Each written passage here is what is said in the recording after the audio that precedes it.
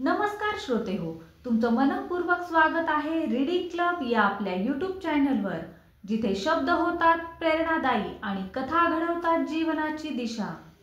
या व्हिडिओमध्ये आपण आज ऐकणार आहोत मन में है विश्वास या विश्वास नांगरे पाटील यांच्या प्रेरणादायी पुस्तकातील संयुक्त मोहीम हा जबरदस्त आणि स्फूर्तिदायक पाठ। ही कथा आपल्याला सहकार्य, समर्पण आणि नेतृत्वाचे महत्त्व शिकवते। जर तुम्हाला आत्मविश्वास, मेहनत आणि ध्येयावर दृढ राहण्याची प्रेरणा हवी असेल तर हा पाठ नक्की ऐका। चॅनलला लाईक, शेअर आणि सबस्क्राइब करा। म्हणूनच अभ्यास आणि अभ्यास, कष्ट आणि कष्ट हाच उपाय आहे सक्षमीकरणाचा व सुरक्षित होण्याचा। मी स्वतःच्या पायावर खंबीरपणे उभी राहिले तरच हे प्रश्न निश्चित स्वरूपात सुटणार आहेत, हे मुलींनी ठामपणे स्वतःच्या मनावर बिंबवणं आवश्यक आहे। आमची 70 जणांची IPS ची ट्रेनिंग बॅच होती। त्यामध्ये 5 महिला प्रोबेशनर होत्या। त्यात भारती जजोरियाही होती। ॲक्वॅटिक मीटच्या वेळी पोहण्याच्या स्पर्धेत आम्ही वेगवेगळ्या ट्रॅकमध्ये पुरुष प्रोबेशनर्स पोहत होतो, पण फ्रीस्टाईल, ब्रेस्टस्ट्रोक, बॅकस्ट्रोक, बटरफ्लाईज सगळ्या इव्हेंटमधील मेडल्स एकटी भारती घेऊन गेली। हॉर्स रायडिंग स्पर्धेच्या वेळी सुद्धा भारतीनंच बाजी मारली। त्यामुळे चौकट मोडायची गरज आहे। नाजूक साजूक, गृहलक्ष्मी, अबला, सौंदर्यवती, रूपगर्विता ही सगळी टायटल्स झुगारून द्यायची आहेत व स्वतःला कणखर, आत्मनिर्भर, खंबीर, स्वावलंबी, सक्षम, शक्तिशाली बनवायचं आहे। त्यासाठी एकच अट आहे, ती म्हणजे अभ्यास, महत्त्वाकांक्षा, श्रम, प्रयत्न आणि पराकाष्ठा। माझी मुलगी 7 वर्षांची होती। त्यावेळी तिला मी डॉक्टर APJ अब्दुल कलाम सरांना भेटायला घेऊन गेलो होतो। ती त्यांना टीव्हीवर पाहायची, तेव्हा ऐकतच राहायची। तिला त्यांचे शब्द कळत नव्हते, पण त्यांच्या चेहऱ्यावरचं मुलांविषयीचं अपार प्रेम, आशावादी दृष्टिकोन व पोट तिडकीची तळमळ मात्र दिसत होती। मंजिलें उन्हें कोई मिलती है जिनके सपनों में आग होती है, यूं ही पंख होने से कुछ नहीं होता, हौसलों में उड़ान होती है।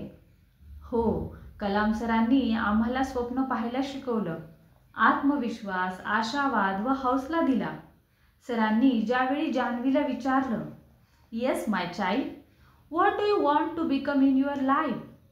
Do you want to become IPS officer like your father? जान्हवीनं उत्तर दिलं, no sir, I want to become doctor APJ Abdul Kalam. हो, ध्येय मोठं ठेवायचं। उंच ठिकाणी गर्दी नसते व स्पर्धाही नसते, जिथं जायची वाट मात्र खडतर असते। Mother Theresa, Kalpana Chawla, Sunita Williams, Helen Keller, राणी लक्ष्मीबाई, माता जिजाऊ, सावित्रीबाई फुले असे कितीतरी आदर्श आहेत, ज्यांना परिस्थितीवर स्वकष्टानं विजय मिळवला व स्वतःचं स्थान निर्माण केलं। मीही घेणार अशी आसमान भरारी, मीही होणार दिग्विजयी। स्वामी विवेकानंदही म्हणतात, no bird can fly with one wing. खरंच गरज आहे ती आज समाजाच्या दोन्ही पंखांना बळ देऊन एक सबल व सक्षम भारत घडवण्याची। मीही वाटा उचलणार, त्या स्वप्नाला वास्तवात उतरवण्यासाठी माझ्या पंखांना मी ताकद देणार आणि बनणार तेवढीच सक्षम, तेवढीच स्वावलंबी की कोणी म्हणणार नाही की नारी आणि पशु दोन्हीही ताडण्यासाठी पात्र आहेत। निर्भया एपिसोड नंतर IPC मध्ये विस्तृत बदल केले आहेत। बलात्काराची व्याख्या विस्तृत केली। 2 किंवा 2 पेक्षा अधिक वेळा बलात्काराचा गुन्हा केल्यास फाशीच्या शिक्षेची तरतूद करण्यात आली। ॲसिड अटॅकसाठी जन्मठेपेची शिक्षा दिली जाणार आहे। विनयभंगाच्या गुन्ह्यांची व्याप्ती वाढवली। अत्याचारग्रस्त महिलेला अजून अपमानित करणाऱ्या वैद्यकीय चाचण्या हटवल्या गेल्या। मनोधैर्य योजनेच्या माध्यमातून तिच्या पुनर्वसनासाठी उपाययोजना करण्यात आली आहे। पोक्सा कायद्यानं बालकांच्यावर होणाऱ्या अत्याचारांबद्दलची कठोर शिक्षांची तरतूद करण्यात आली। पण तरीही असे गुन्हे रोज घडत आहेत। काय करता येईल असे अत्याचार थांबवण्यासाठी? गेल्या 5 वर्षातल्या आकडेवारीचा अभ्यास केला तर एकूण 7,850 बलात्कारातील आरोपींपैकी 7,380 हे पीडित महिलेला ओळखत होते. म्हणजे 94% गुन्हा करणारे हे परिचयातले होते. विश्लेषण केलं तर त्यात शेजारी 37%, मित्र 17%, प्रियकर 8%, नातेवाईक 6%, पालक 3% आणि शिक्षक 1% दिसतात. या एकूण पीडितांच्या संख्येच्या 35% पीडित मुख्यत्वे करून 14 ते 18 वयोगटातील दिसतील. आणि सगळ्यात महत्त्वाचे म्हणजे सर्वाधिक बलात्कार हे घरात घडतात. कसे करता येतील आपली घरं आणि समाज सुरक्षित आणि विश्वासार्ह? अनुभवांचे बोल म्हणून माझ्या लहान बहिणींना काही उपदेश देऊ इच्छितो. सभोवतालच्या परिस्थितीबद्दल जाणीव व हल्लेखोरांच्या इराद्याबद्दलची योग्य माहिती यातून स्वसंरक्षणाची पहिली पायरी सुरू होते. शारीरिक संपर्क यायच्या आतच आश्चर्याचा धक्का देऊन स्वतःची सुटका करणं अधिक महत्त्वाचं असतं. मी पश्चिम मुंबईचा अतिरिक्त पोलीस आयुक्त असताना एक दुर्दैवी घटना घडली होती. बांद्र्यामध्ये एका जर्मन मुलीवर एका गुन्हेगारानं पाशवी बलात्कार केला होता.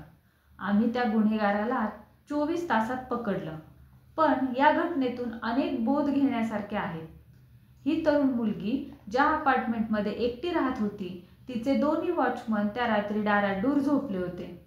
या एकाच फ्लॅटच्या खिडक्यांना ग्रिल नव्हतं. त्यामुळे त्या घरफोड्यानं तो फ्लॅट हेरला. तो स्पायडरमॅन सारखा सुवेज पाईपवरून 4थ्या मजल्यावर चढला. त्या मुलीनं खिडकीच्या खिडक्याही आतून लावल्या नव्हत्या. त्यामुळे तो सहज आत शिरू शकला.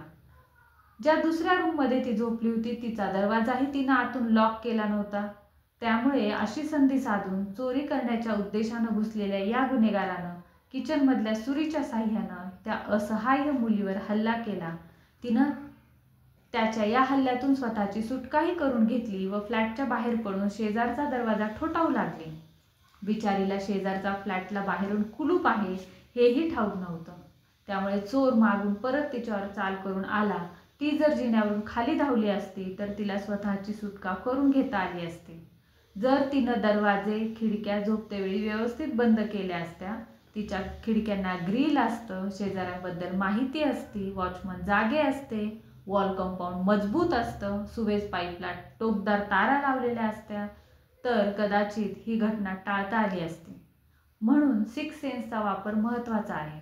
अशा व्यक्तीचा आणि प्रसंगाचा पहिल्यापासून मोह टाळा जो तुम्हाला धोक्यात घालू शकतो.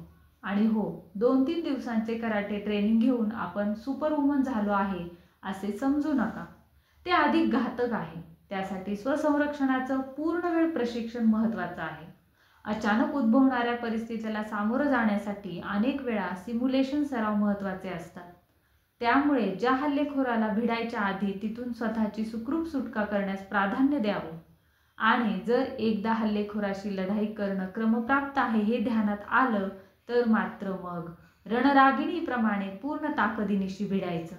जर आपण गांगरलो, त्या विकृत हल्लेखोराला राग येईल, तो दुखावेल अशी धारणा करून घेऊन जर त्याच्याशी सहकार्याची भूमिका घेतली तर तुम्ही स्वतःला अधिक गंभीर संकटात ढकलत असता.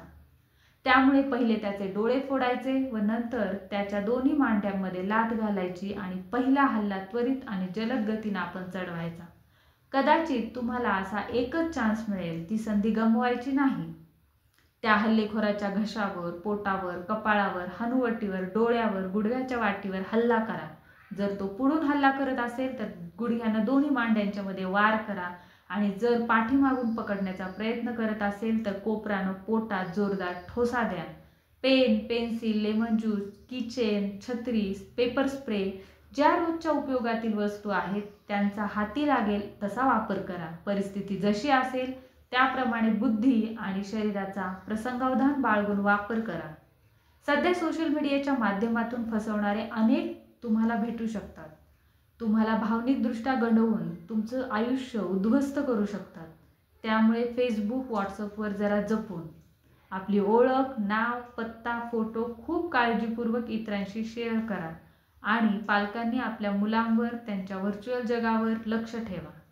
पोलिसिंग करू नका, पण विश्वासानं त्यांच्याशी संवाद करा. टीनेजमध्ये काय चांगलं काय वाईट त्यांना कळत नाही. मुली कोणाबरोबर डेटिंगवर कोठे जात आहेत हे तपासा.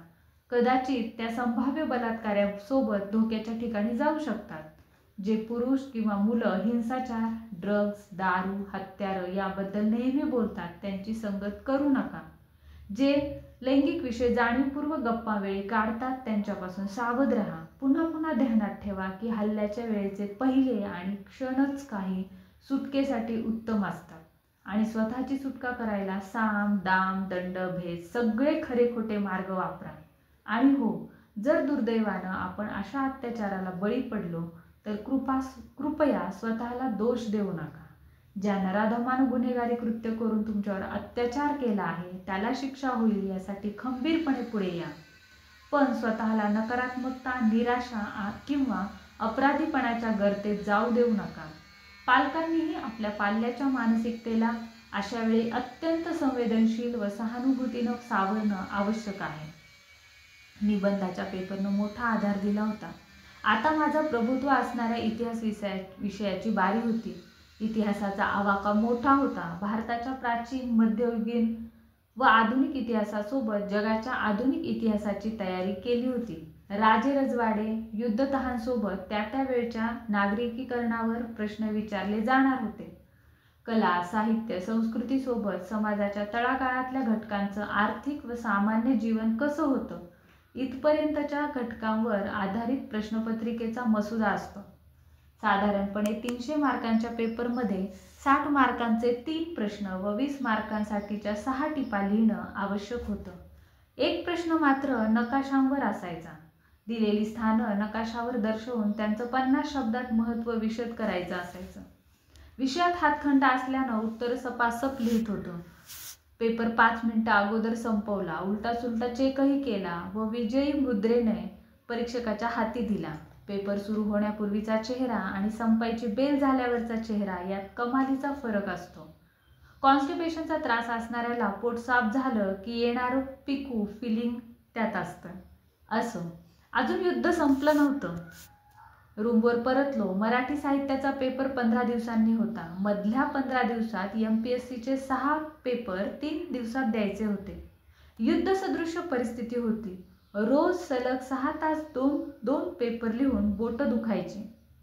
मेंदूला शीण यायचा, हातपाय गळायचे, पण शर्यत सलग होती. अस्तित्वाची लढाई होती. जीवावर बेतलं की माणूस त्याच्या सर्व क्षमतांना बाहेर काढत असतो.